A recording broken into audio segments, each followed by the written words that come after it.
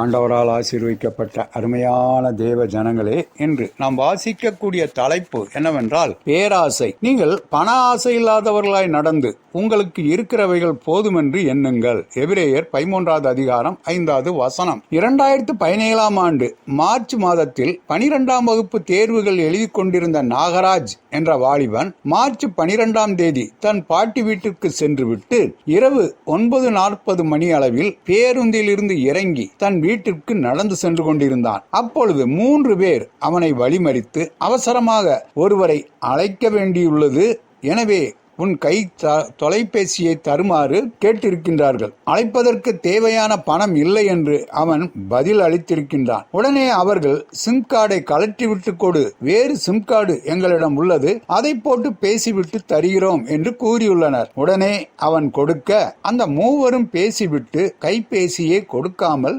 சென்றுள்ளனர். எனவே நாகராஜுக்கும் அந்த மூவருக்கும் வாக்குவாதம் ஏற்பட்டுள்ளது. உடனே மூவரும் அவனை குத்தி கொலை செய்துவிட்டு தப்பிவிட்டனர். அங்கிருந்த கண்காணிப்பு கேமரா பதிவுகள், மூவரும் பறித்து சென்ற கை தொலைபேசியின் கோபுர சமிக்ஞைகள் போன்றவற்றை வைத்து 3 வாலிபர்களையும் மதுரை காவல்துறையினர் கைது செய்துவிட்டனர். அவர்களில் ஒருவன் 10ஆம் வகுப்பு தேர்வுகள் எழுதி கொண்டிருந்தவன். கொலை செய்த மறுநாள் கூட தேர்வு எழுதியிருக்கிறான். மற்ற இருவரும் 8ஆம் வகுப்பு வரை படித்துவிட்டு கட்டிட வேலைக்கு செல்பவர்களாகும். இது குறித்து காவல்துறை ஆணையர் கூறும் பொழுது, கடந்த ஒரு ஆண்டில் நகை வழிப்பறி, கைபேசி திருட்டு குற்றங்கள் மொத்தம் 33 பதிவாகியுள்ளது. இவற்றில் ஈடுபட்டவர்கள் பள்ளி, கல்லூரி, பாலிடெக்னிக், பொறியியல் கல்லூரிகளை சார்ந்த 52 மாணவர்கள் ஆவார்கள். பள்ளி கல்லூரி மாணவர்கள் ஆடம்பர வாழ்க்கைக்காக ஆசைப்பட்டு இது போன்ற சம்பவங்களில் ஈடுபடுவது மிகவும் வேதனைக்குரியது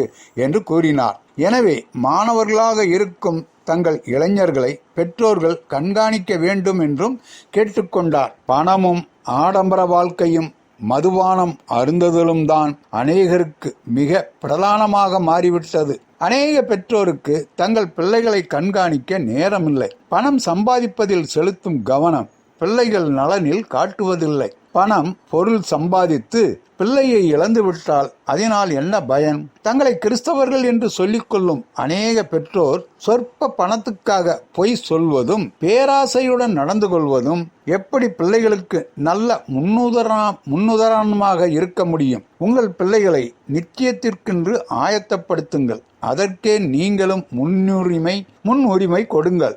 அதற்கடுத்தவைகளை கற்றுக் கொடுக்க தவற வேண்டாம். இன்றைய வாக்குத்தத்தம், நான் உன்னை விட்டு விலகுவதும் இல்லை, உன்னை கைவிடுவதும் இல்லை. எபிரேயர் 13வது அதிகாரம் 5வது வசனம். ஆண்டவர் தாமே நம் அனைவரையும் ஆசீர்வதிப்பாராக.